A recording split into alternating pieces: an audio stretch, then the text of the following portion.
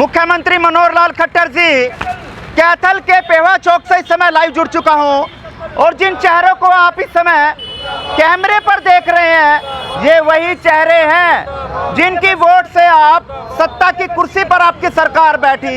लेकिन इनके वोट से सत्ता की कुर्सी पर तो भले ही आपकी सरकार बैठ गई हो, लेकिन आपकी सरकार के अधिकारी आपकी सरकार की फजीहत करा रहे हैं क्योंकि इनका रोजगार छीन चुके हैं और उस रोजगार छीनने के कारण काफ़ी पिछले लंबे समय से काफ़ी दिनों से ये लोग पेवा चौक पर धरना दे रहे हैं। लेकिन ना तो आपके सरकार के कोई नुमाइंदा और ना ही कोई उच्च अधिकारी इनकी सूद लेने आया और ना ही अब तक मुख्यमंत्री मनोहर लाल खट्टर जी कोई समाधान निकल सका। आज भले ही आपके सरकार के बड़े बड़े मंत्री या आप खुद हिसार में जाकर दशहरा उत्सव मना रहे हो, लेकिन आज ये कर्मचारी इस दिन को काले दिन के रूप में मना रहे हैं। हाथ पर काली पट्टियां बांधे हुए हैं जिसका साफ तौर पर लगातार आरोप है कि जो अधिकारी हैं वो आपके मंत्रियों की आपकी विधायकों की नहीं सुन रहे। लेकिन पूरा मामला क्या है, क्यों नहीं इनकी बातों का इनकी मांगों का संज्ञान लिया जा रहा। आपकी नीतियां भले ही सही हो लेकिन उन नीतियों को आपके अधिकारी ठेंगा दिखाते हुए नजर आ रहे हैं। मुख्यमंत्री जी आखिरकार क्या यही प्रदेश में आपकी सरकार कर रही है या आपके अधिकारी आपके सरकार की फजीहत कर रहे हैं? फिलहाल लोग मौजूद हैं, कर्मचारी मौजूद है जो हटाए गए, इनसे जान लेते क्या कुछ कहना चाहेंगे। लेकिन आपको बता दें साफ तौर पर दिखाया गया है डीएफएससी कैथल, मैं हूँ चौकीदार दशहरा काला दिवस, यानी आज दशहरे का उत्सव, रामनवमी का उत्सव काले दिवस के रूप में ये कर्मचारी मना रहे हैं। भले ही आपके घरों में मिठाई, आपके मंत्रियों के घरों में मिठाई, आपके प्रतिनिधियों के घरों में मिठाई या आप खुद उस मिठाई का लाभ ले सके, उस मिठाई का स्वाद चख सके, लेकिन ये कर्मचारी आज इस दिवस को काले दिवस के रूप में मना रहे हैं। क्यों फैसला लिया गया जान लेते हैं। नमस्कार भाई साहब। नमस्कार भाई साहब। क्या नाम है? मेरा नाम बलराज कुमार है। आज पट्टियां क्यों बांधी हुई हैं? भाई साहब हम 1 महीने से पिछली 5 तारीख से हमने यहाँ पर कैथल पेवा चौक पर धरना रखा था और आज हमारे धरने को पूरा 1 महीना हो चुका है। लेकिन प्रशासन और लोकल विधायक और मंत्री किसी की सर पर अब तक हमें लग नहीं रहा कि किसी की सर पे जूम रेंग रही है। लेकिन हमारा दुर्भाग्य है कि हमें इस त्यौहार के पर्व पर जिसमें हर कोई अपने बच्चों के लिए मिठाइयाँ और खुशी भर तोहफे खरीदना पसंद करता है, लेकिन हमें मजबूरन यहाँ पर अपना काला दिवस मनाना पड़ रहा है। तो इससे बड़ा दुर्भाग्य सरकार के लिए और हमारे लिए हो नहीं सकता। क्यों नहीं आपकी मांगों पर कार्रवाई हो रही है? कि कौन कारण आपको लगता है? क्या ऊपर अधिकारी नहीं सुन पा रहे या जो इस विभाग के मंत्री हैं वो नहीं सुन पा रहे या निचले स्तर पर कहीं कमी लगती है? पत्रकार महोदय, मेरे को तो यही लग रहा है कि जो हमारे लोकल यहाँ के विधायक हैं, मंत्री हैं या सरकार है, उन पे आज के टाइम में इस वक्त अफसरशाही हैवी है। उनकी बातों को नकारा जा रहा है, बिल्कुल आनाकानी की जा रही है। क्योंकि हमें 1 महीना हो चुका है यहाँ पर बैठे हुए, लेकिन हमारे जो डीएफएससी डिपार्टमेंट के कोई भी नुमाइंदा कर्मचारी हमारी सूद लेने नहीं आया है। सिर्फ मामला हम जॉब नहीं मांग रहे, नौकरी नहीं मांग रहे, सिर्फ एक वेरिफिकेशन का मैटर है। उस वेरिफिकेशन के लिए भी हमें धरने पर बैठना पड़ रहा है। वो भी एक छोटा सा काम है, वो भी नहीं इस सरकार के नुमाइंदों पर, मंत्रियों पर किया जा रहा है। तो ये बहुत बड़ा दुर्भाग्य है। तो वो जो वेरिफिकेशन होनी है कौन से सतर पर होनी है? पंचकुला होनी है या कैथल में ही वो रुकी हुई है? जो हमें सुनने में आ रहा है कि जो हमारी वेरिफिकेशन है, जिस डिपार्टमेंट में जिस ऑफिसर के लिए हमने काम किया हुआ है लोकल, उसके पास डीडीए पावर होती है। क्योंकि उनको पता है अभी इस लड़के ने, इस कर्मचारी ने मेरे साथ मिलकर कोरोना काल हो या कैसे भी 3 साल से सेवाएं दे रहे हैं, तो वही उन्होंने ही वेरिफिकेशन करना है। लेकिन ये बीच में गुमराह कर रहे हैं। कभी तो ये बोल रहे हैं कि आपकी पंचकुला स्तर पे होगी या कैथल स्तर पे होगी। तो हमने पंचकुला भी एक तो हमारे जो कर्मचारी हैं उनसे संपर्क किया है जो डीडीए पावर रखते हैं वहाँ पर, तो वो कहते हैं कि आपकी कैथल स्तर पे ही वेरिफिकेशन का कार्य होगा और वहीं से आपकी अधिकारी क्यों नहीं मान रहा? क्या मंशा अधिकारी की लग रही है? क्यों कोई डिमांड लगती है? क्योंकि इस तरह के जब अधिकारी नहीं मानते तो कहीं ना कहीं वो अंडर द टेबल या टेबल के नीचे से कोई ना कोई इंतजाम चाहते हैं। क्या इस तरह का कोई मामला लगता है आप लोगों को? पत्रकार महोदय, ये तो अब लोकल विधायक का भी है, बयान है कल की, उसमें है कि आज जो उच्च अधिकारी हैं वो मिली भगत कर रहे हैं, क्योंकि जो किसान अन्नदाता है उन्होंने भी बयान दिया है कि जब यहाँ धान खरीद बेचने के लिए हर कोई अन्नदाता यहाँ आ रहा है, वहाँ भी चीका के राइस मिलरों को एंट्री नहीं दे रही। तो कुछ ना कुछ तो गड़बड़ है, कुछ ना कुछ तो चंदा या मिली भगत चल रही है। तो इसी कारण भी हो सकता है कि हमारी वेरिफिकेशन में बाधा आ रही हो। 1 महीने से आप लगातार धरना दे रहे हैं, पेवा चौक पे बैठे हैं, लेकिन सूद नहीं ली जा रही, मांगे नहीं मानी जा रही। आगे क्या रूपरेखा रहेगी, क्या आगे सिस्टम रहेगा, रोड मैप रहेगा? मैं पत्रकार महोदय के उसमें सोशल मीडिया के चैनल के माध्यम से ये कहना चाहता हूँ, अगर हमारी यहाँ पर सूद नहीं ली जाती या हमारा जो वेरिफिकेशन का काम नहीं होता, तो इसके बाद हमारी रूपरेखा ये रहेगी। हमारे कर्मचारी सभी साथियों ने यह निर्णय लिया है कि हम एक दिन का या जैसे भी होगा टाइम के हिसाब से कि माननीय विधायक लीलाराम की कोठी पर निवास के स्थान पर धरना रहेगा। और हमारे जो अभी करंट में जिला कार्यालय बना है कैथल कमल के नाम से, तो वहाँ भी हमारा धरना स्थल चल सकता है, वहाँ भी धरना रख सकते हैं। बिल्कुल, अब आप खुद देख सकते हैं मुख्यमंत्री मनोहर लाल जी, जब आपके विधायक साफ तौर पर मीडिया के सामने ये कह रहे हैं कि अब अधिकारियों का इलाज करूंगा। क्यों इलाज करेंगे? वो इसलिए करेंगे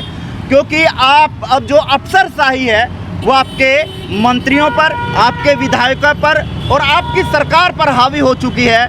जब आपके विधायक की नहीं सुनी जाती, तो ये जो कर्मचारी हैं, जिन कर्मचारियों के, जिन लोगों की वोट की चोट से आप सत्ता में बैठे, आज उनका ये हाल है, ये बेकदरी है। लेकिन आज दशहरा उत्सव है, उसको काले दिवस के रूप में मना रहे हैं। और भी साथी हैं, इनसे जान लेते हैं क्या कहना चाहेंगे। सर, क्या कुछ आप कहना चाहेंगे? 1 महीने से ऊपर का समय हो गया, सू नहीं रेंग रही, एक महीने से बैठे हैं। दशहरा विजय के रूप में मनाया जाता है, विजयदशमी के रूप में, लेकिन हमारी 1 महीने में कोई विजय नहीं है। कैथल के विधायक ने कोई सूद नहीं ली, कैथल के कमलेश मंत्री जी ने कोई सूद नहीं ली, ना कोई DFSC ने सूद ली, ना कोई प्रशासन के DC जी ने ली, ना किसी भी प्रशासन के आदमी ने हमारी आज तक 1 महीने के दौरान कभी हमारे से पूछा भी नहीं आया कि भाई आप क्यों बैठे हो, क्या मांग आपकी। और 3-4 बार चक्कर लगा चुके हैं DFSC ऑफिस में, सिर्फ हमारे को लेटर दिखाए जाते हैं खाली रूप में, भाई हमने पंचकूला लेटर भेज दिया है, तो उसका हमारे को प्रूफ दो भेजने हैं कोई, हमारे को तो खाली निकाल के दे दिए, उस चीज़ का प्रूफ तो दो, भेज जाए ना भेज जाए, हमारे ना बराबर है वो। तो आगे क्या अब रोड मैप रहेगा, क्या कदम उठाया जाए कि महीने से तो ऊपर का समय होने को? रोड मैप ये है, पहले देंगे धरना जो बीजेपी का नया कार्यालय खुला उसके सामने, फिर कमलेश जी के कोठी के सामने धरना देंगे, उसके बाद लीला जी के कोठी के सामने धरना देंगे। ये रूपरेखा रहेगी। और एक छोटा सा इंस्पेक्टर, कोई बड़ी पावर नहीं है इंस्पेक्टर के पास। देखो इंस्पेक्टर कैथल में और भी बहुत है। क्या नाम है उनका? सोमनाथ। एक इंस्पेक्टर को 3-3 मंडियाँ दी है, उससे सीनियर इंस्पेक्टर बैठे हैं बड़े बड़े, उनको तो खरीद के लिए वो नहीं दिया। इस इंस्पेक्टर को देखो कैथल मंडी, पूरी बड़ी मंडी और कलायत मंडी, राजौंद मंडी, वो इसलिए दिया 250 रुपये प्रति क्विंटल के उसमें घोटाले करता है, ये कमीशन खाता है। चीका में 2300 के आसपास धान बिक्री है, कैथल में 220-230 क्यों बिक्री है? 2020-30 क्यों बिक्री है? यहाँ कैथल की मंडी बड़ी है चीका की, यानी 200-300 रुपये का गप्पन छप्पन किया जा रहा है। 200-250 रुपये का, 300 रुपये का गप्पन छप्पन इंस्पेक्टर द्वारा किया जा रहा है, क्योंकि DFSC का हाथ है उसके ऊपर, डायरेक्टर का हाथ है उसके ऊपर। अब देख लीजिए किस तरह से कड़ी जुड़ती जा रही है इस मिली भगत की, क्योंकि विधायक ने साफ तौर पर हैफेड के कुछ अधिकारियों पर, DFSC के कुछ अधिकारियों पर आरोप जड़े हैं कि कुछ अधिकारी मिलकर मिलरों के साथ कैथल में इस तरह की मिली भगत कर रहे हैं ताकि राइस मिलरों जो चीका है उसके मिलर यहाँ जो है धान खरीदने ना आ सकें। लेकिन साफ तौर पर एक चेतावनी दे दी गई है, चाहे वो राज्य मंत्री का निवास स्थान हो, विधायक जी का निवास स्थान हो या भाजपा का जो नया नवनियुक्त कार्यालय बना है कपिल कमल, वहाँ पर अब धरना दिया जाएगा। और एक बात स्पष्ट तौर पर कह दी गई है, अगर एक छोटी सी वेरिफिकेशन एक जो इंस्पेक्टर पद पर है वो वेरिफिकेशन नहीं कर रहा, राज्य मंत्री द्वारा भी एक बार कह चुके हैं, विधायक द्वारा भी कह दिया गया उनको, लेकिन उस इंस्पेक्टर की अब आप पावर देख लिया, ऐसा कौन व्यक्ति उनके पीछे है जिसकी आड़ में वो इस तरह की तानाशाही दिखाता हुआ नजर आ रहा है? जी सर, मैं मीडिया के माध्यम से ये कहना चाहता हूँ कि जो अन्नदाता है जब वो अपनी धान लेकर मंडी में पहुँचता है तो उस टाइम जो आला अधिकारी हैं वो मॉइस्चर का बहाना लगाकर उसमें कमियां निकालते हैं, लेकिन अब जो गोदामों में माल लगा हुआ है, क्योंकि हमने 3-3 साल हो गए वहाँ पर ड्यूटी देते हुए,